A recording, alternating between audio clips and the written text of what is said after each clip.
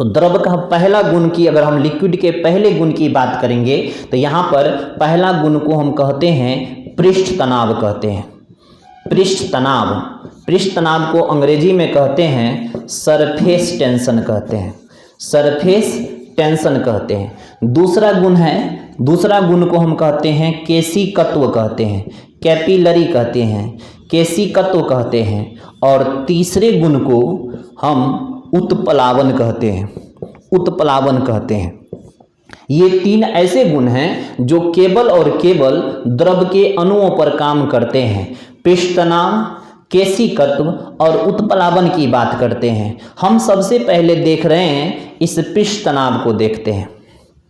आखिरकार पृष्ठ तनाव होता क्या है? तो सबसे पहले एक पानी का गिलास लाइए, पानी के गिलास को हम ला रहे हैं, यहाँ पर पानी को भर देते हैं और अब समझते हैं कि ये पृष्ठ तनाव क्या होता है। मेरी और इस पानी के गिलास की बातचीत होते रहती है, इसलिए होती है क्योंकि मैं इस पानी के गिलास की भाषा समझता हूँ। मैंने बात किया पानी के इस गिलास से, मैंने पूछा यहाँ इसके पानी से कि इसके पास आया, पूछा बताओ भाई क्या हालचाल है। इसने कहा काफ़ी बढ़िया है। मैंने कैसे बढ़िया है? कहा कि मुझे सामने वाले ने खींचा, मैं सामने की ओर बढ़ा, तभी मुझे पीछे वाले ने खींच लिया, मैं जहाँ था वहीं हूँ। मुझे तभी नीचे वाले ने खींचा, मैं नीचे की ओर गया, लेकिन तभी मुझे ऊपर वाले ने खींच लिया, इसलिए मैं जहाँ था वहीं पर हूँ, इसलिए मुझे कोई टेंशन नहीं। मैंने कहा बिल्कुल बढ़िया, बहुत अच्छा है, चलो अब दूसरे का हालचाल पूछते हैं। दूसरे गिलास के पास गए, मैंने उसमें पूछा, ऊपर वाले पानी के पास गया, मैंने सोचा कि नीचे वाले से बातचीत हो गई है, कोई टेंशन तो है नहीं, अब चलते हैं ऊपर वाले के पास। जब हम ऊपर वाले के पास गए, मैंने इनसे पूछा बताओ तुम्हारा क्या हालचाल है।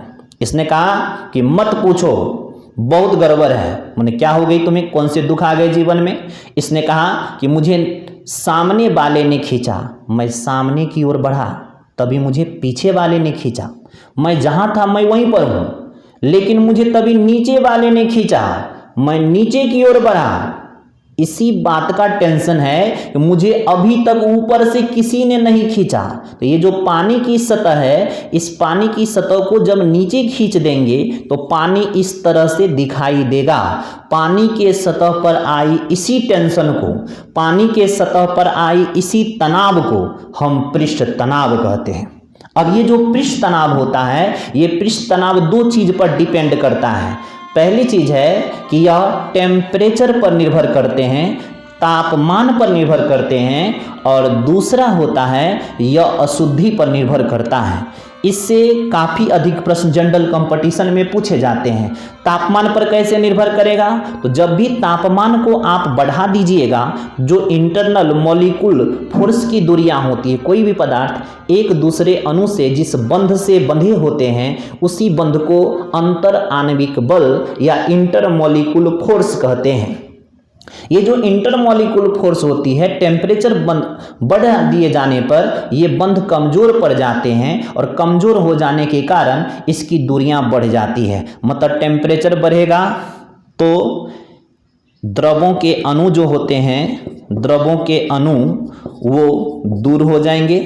जब इसकी दूरी बढ़ती है तो फिर इसके आकर्षण कम हो जाते हैं, और जब आकर्षण कम हो जाते हैं तो फिर सरफेस टेंशन भी कम हो जाता है। यानी कि आकर्षण ही नहीं रहा तो फिर इसके सरफेस टेंशन, पृष्ठ तनाव भी काम करना बंद कर देते हैं। यही चीज़ है। तो टेम्परेचर बढ़ने पर इसके सरफेस टेंशन का मान कम हो जाता है। एसएससी एक बार प्रश्न किया था, बताइए कि गर्म सूप पीने पर क्यों ज़्यादा अच्छा लगता है ठंडे सूप की तुलना में।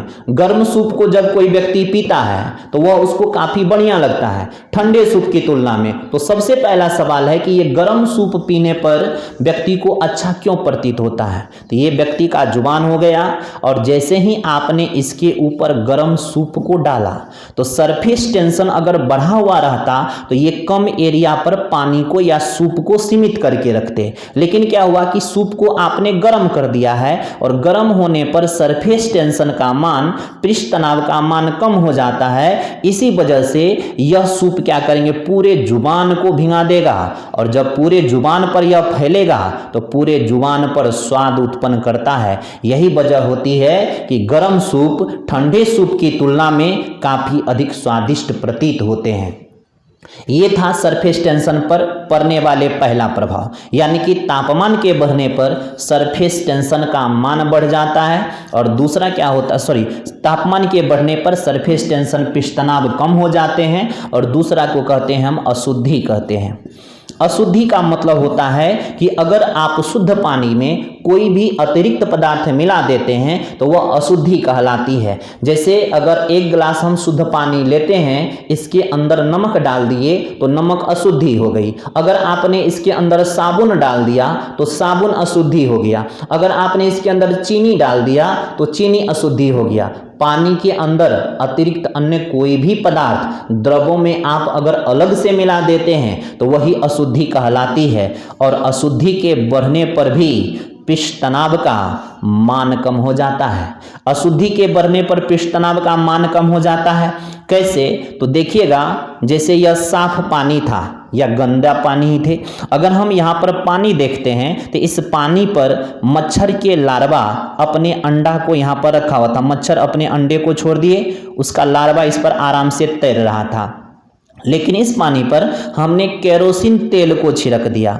जैसे ही केरोसिन तेल को छिड़कते हैं, अब क्या हो जाएगा, पृष्ठ तनाव का मान, सरफेस टेंशन का मान कम हो जाए। पृष्ठ तनाव का मतलब है ये जितना तना हुआ है, इसको सीधे रहना चाहिए था पानी को, लेकिन ये तन गया है, टेंशन के कारण ये नीचे आ गया है, इसी को सरफेस टेंशन कहते हैं। तो जब आपने इस पर केरोसिन छिड़क दिया तो अब इसके सरफेस टेंशन का मान कम हो जाता है।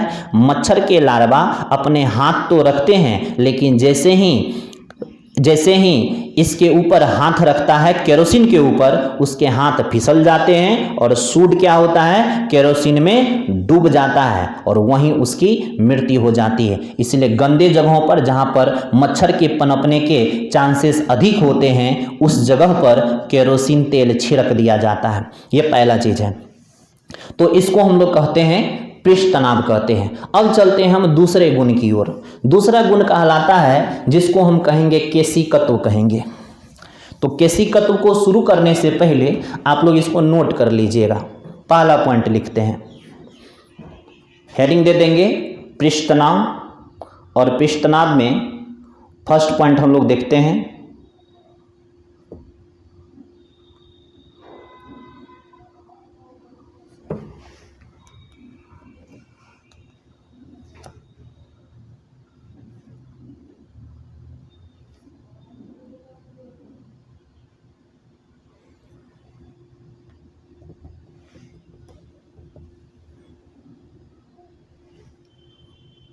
पृष्ठ तनाव, सरफेस टेंशन। पृष्ठ तनाव, सरफेस टेंशन लिखते हैं। पहला पॉइंट, द्रव के सतह के अणु, द्रव के सतह के अणु नीचे की ओर एक खिंचाव बल महसूस करता है। द्रव के सतह के अणु नीचे की ओर एक खिंचाव बल महसूस करता है, खिंचाव बल महसूस करता है, जिसके कारण द्रव के सतह की झिल्ली, जिसके कारण द्रव के सतह की झिल्ली तनी हुई प्रतीत होती है, तनी हुई प्रतीत होती है, तनी हुई प्रतीत होती है। कंटिन्यू। द्रव के सतह पर उत्पन्न यही तनाव, द्रव के सतह पर उत्पन्न यही तनाव पृष्ठ तनाव कहलाता है। द्रव के सतह पर उत्पन्न यही तनाव पृष्ठ तनाव कहलाता है। अगली बात, पृष्ठ तनाव के कारण ही द्रवों के सतह पर पृष्ठ तनाव के कारण ही द्रवों के सतह पर मच्छर के लार्वा, पृष्ठ तनाव के कारण ही द्रवों के सतह पर मच्छर के लार्वा तैरते रहते हैं। मच्छर के लार्वा तैरते रहते हैं। बताए थे अभी 2 कारकों पर निर्भर कर रहा था पृष्ठ तनाव। लिखिएगा, पृष्ठ तनाव 2 कारकों पर निर्भर करता है। पृष्ठ तनाव 2 कारकों पर निर्भर करता है। पहला तापमान और दूसरा अशुद्धि। पहला तापमान और दूसरा अशुद्धि। तापमान और दूसरा अशुद्धि। लिखते हैं पॉइंट में। अब अगला पॉइंट करेंगे। तापमान के बढ़ने पर पृष्ठ तनाव कम हो जाता है। तापमान के बढ़ने पर पृष्ठ तनाव कम हो जाता है। तापमान के बढ़ने पर पृष्ठ तनाव कम हो जाता है।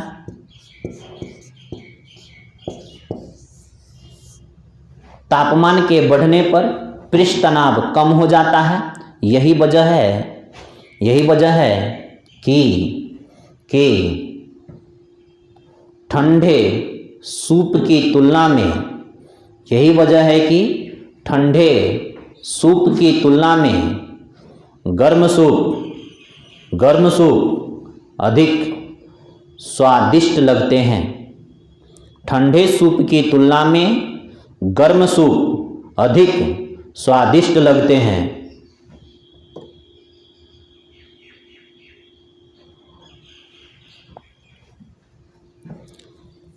जैसे लोग कपड़ा साफ करते हैं, तो कपड़ा साफ करने में 2 तरह के पानी का हम इस्तेमाल कर सकते हैं। एक है कि ठंडे पानी का इस्तेमाल कीजिए और एक है कि गर्म पानी का इस्तेमाल कीजिए। बताइए कि ठंडा पानी कपड़े को बेहतर साफ करेगा या गर्म पानी कपड़े को बेहतर साफ करेगा। तो ठंडा पानी का क्या होता है कि टेम्परेचर कम है, इस वजह से इसके सरफेस टेंशन का मान अधिक हो जाएगा। लेकिन जो गर्म पानी है उसके सरफेस टेंशन का मान कम हो जाता है। तो जो गर्म पानी है उसके सरफेस टेंशन का मान कम होता है, और जब पानी का सरफेस टेंशन कम होगा तो पानी को कोई रोकेगा नहीं। जैसे जुबान पर क्या हो रहा था कि गर्म सूप आराम से दूर दूर तक फैल गए थे, लेकिन वही अगर ठंडा होता तो ये दूर तक फैल नहीं पाता। उसी तरह से जब पानी गर्म होती है तो वह दूर दूर तक फैलेंगे। हमारे पास जो कपड़े हैं उसके जो छेद होते हैं, छिद्र होते हैं, उसमें गंदगियां भरी होती है। यदि आप ठंडे पानी का इस्तेमाल करिएगा तो पानी सरफेस टेंशन के कारण ज़्यादा अंतर तक प्रवेश नहीं कर पाएगा, और जब अंदर की तरफ प्रवेश नहीं कर पाएगा तो ये गंदगियों को साफ नहीं करेंगे। इसलिए जब आप गर्म पानी का इस्तेमाल करते हैं तो गर्म पानी का तो सरफेस टेंशन घटा हुआ है, अर्थात इसको रोकने वाला कोई बल नहीं है। इस वजह से यह कपड़े के दूर दूर के छेद तक प्रवेश कर जाते हैं और गंदगियों को छेद के अंदर से निकालता है। इस वजह से गर्म पानी ठंडे पानी की तुलना में कपड़े को बेहतर साफ करता है। तो नोट कर लीजिए इस पॉइंट को भी।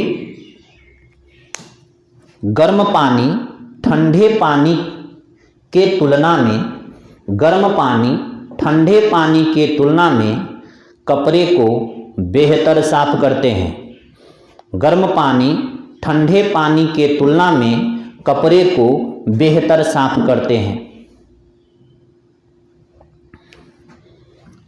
ये पहला कारण था, तापमान का प्रभाव। अब चलते हैं हम दूसरे प्रभावों को देखते हैं, यानी कि सरफेस टेंशन पर, पृष्ठ तनाव पर दूसरा प्रभाव क्या काम करता है। तो लिखेंगे अशुद्धि। अशुद्धि दूसरा फैक्टर होता है। अगर कहीं से पानी में अशुद्धि मिला देते हैं तो ये भी सरफेस टेंशन को कम कर देता है, यानी कि अशुद्धि reversely proportional to surface tension कहते हैं पृष्ठ तनाव। अशुद्धि जैसे जैसे बढ़ती जाएगी पृष्ठ तनाव का मान उतना ही क्या होता जाएगा, कम होता जाएगा, सरफेस टेंशन कम होते जाएंगे। तो नोट कर लेंगे इसका। अशुद्धि में भी अशुद्धि के मिलाने पर पृष्ठ तनाव कम हो जाता है।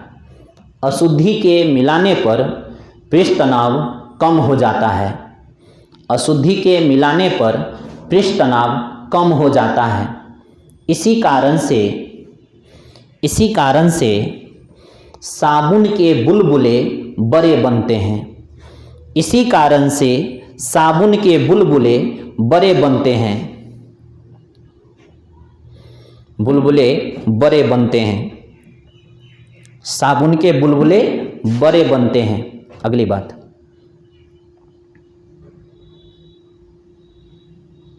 पृष्ठ तनाव के कारण ही मच्छरों की जनसंख्या को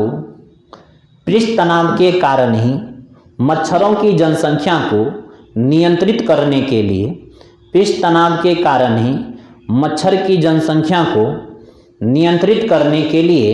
केरोसिन छिड़क दिए जाते हैं। मच्छर की जनसंख्या को नियंत्रित करने के लिए केरोसिन छिड़क दिए जाते हैं। अगली बात, पानी की बूंदें पृष्ठ तनाव के कारण ही गोल हो जाती है। पानी की बूंदें पृष्ठ तनाव के कारण ही गोल हो जाती है। पानी की बूंदें पृष्ठ तनाव के कारण ही गोल हो जाती हैं। आप लोग सेविंग ब्रश देखे होंगे, सेविंग ब्रश जिससे लोग दाढ़ी बनाते हैं। तो जैसे यह सेविंग ब्रश है, अगर इस सेविंग ब्रश का इस्तेमाल किया जाए, अगर इस सेविंग ब्रश को पानी में डालते हैं तो पानी क्या करता है कि पृष्ठ तनाव के कारण एक टेंशन उत्पन्न करता है, अर्थात एरिया को कम कर देता है। जैसे अगर हम पानी को यहाँ पर गिरा देते हैं तो पानी गिरने के बाद क्या होता है कि फैलता है, लेकिन पृष्ठ तनाव क्या करते हैं, उस गिरे हुए पानी को एक जगह पर समेटता है। मतलब यहाँ पर क्या हुआ, आगे से खींचा, फिर इधर से भी खींचा, लेकिन इसने नीचे से खींचा, अर्थात यहाँ पर इस तरह से तनाव पैदा होंगे, फिर इस जगह पर तनाव पैदा होंगे, फिर इस जगह पर तनाव पैदा होंगे, फिर इस जगह पर तनाव पैदा होंगे, और इस तरह से हर एक एरिया पर तनाव पैदा होगा। अब जो उठा हुआ एरिया वहाँ भी तनाव पैदा होगा, यहाँ भी उठा हुआ यहाँ भी तनाव पैदा होगा, और अंतिम में क्या होता है कि ये सारे तनाव का रिजल्टेंट बनता है कि पानी गोलाकार हो जाती है। तो पृष्ठ तनाव के कारण पानी की बूंद भी गोलाकार हो गई, और उसी तरह से ये पानी अपने एरिया को कम करना चाहता है। तो जैसे ही शेविंग ब्रश का लोग इस्तेमाल करते हैं, शेविंग ब्रश को जैसे ही पानी में डालिएगा, पानी जहां तक पकड़ में थी उस सारे बाल को एक साथ जकड़ लेते हैं और इसकी एरिया को कम कर देते हैं। फिर जब यह ब्रश सूख जाता है तो फिर अपने एरिया को, क्षेत्रफल को बढ़ा लेते हैं। उसी तरह से जब कोई व्यक्ति भींगा हुआ वस्त्र पहनता है तो भींगा हुआ वस्त्र क्या होते हैं, बॉडी में चिपक जाते हैं। कारण क्या है कि वहां पर भी पानी या द्रव के अणु होते हैं जो सरफेस टेंशन के कारण अपने तनाव उत्पन्न करता है और बॉडी के साथ वो चिपक जाता है।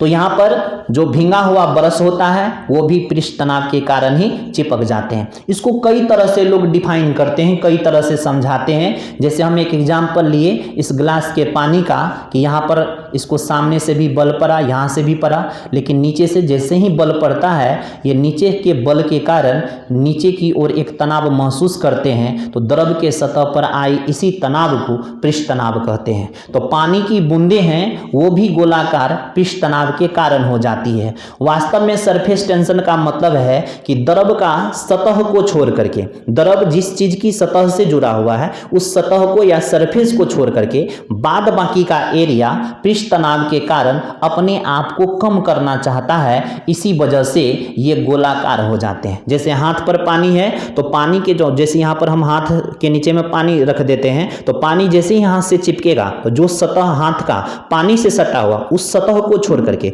बाद बाकी जो एरिया है पानी का वो गोलाकार हो जाते हैं, क्योंकि द्रव अपने एरिया को विस्कस फोर्स के कारण कम करना चाहता है और श्यान बल के कारण ये अपने आप को कम करके ये गोलाकार रूप ले लेते हैं। इसी को पृष्ठ तनाव कहते हैं।